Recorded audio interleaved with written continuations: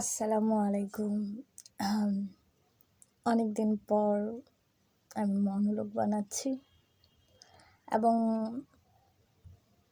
আজকে আমি আমার ব্রেইন ফুল ব্ল্যাঙ্ক। মানে আমি কী নিয়ে কথা বলবো, কি করব সেটা একদম আয়ত্তেই নাই। সো একটা বিষয় নিয়ে কথা বলি, তাহলে এখন হুট করে মাথায় আসলো।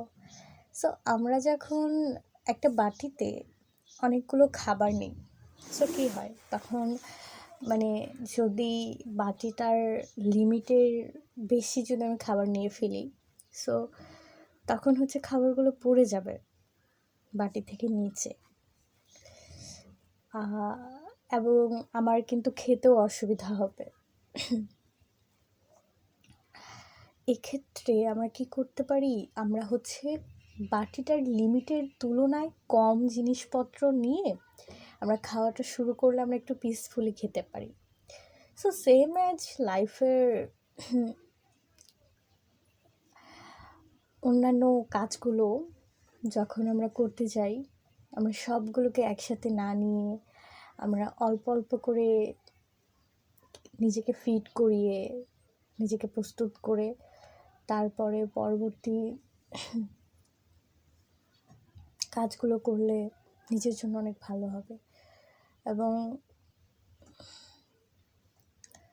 এটা আসলে নিজের প্রতি একটু কাইন্ড হওয়া হয়। এই তো এটা একটা বিষয়। অ্যান্ড লাস্ট কয়েকদিন আমি একটা জিনিস দেখেছি যে আমরা যদি কেউ ইসলাম প্র্যাকটিস করি, আমরা কখনো কারোর সাথে হচ্ছে মিসবিহেভ করতে পারি না। খুব করার পরে খুব খারাপ লাগে। অ্যান্ড আসলে খারাপ লাগে বলতে অনেক খারাপ লাগে, এবং জিনিসটা খুব প্যারা দেয় ভিতরে ভিতরে, এবং সব কিছু টাফ হয়ে যায় আরও। সো এরকম যদি প্রত্যেকটা মানুষ ফিল করতো, তাহলে কেউ কাউকে হার্ট করতো না, এবং সব কিছু অনেক সুন্দরভাবে চলতো। এই হচ্ছে সব কিছু রিয়েলাইজেশন।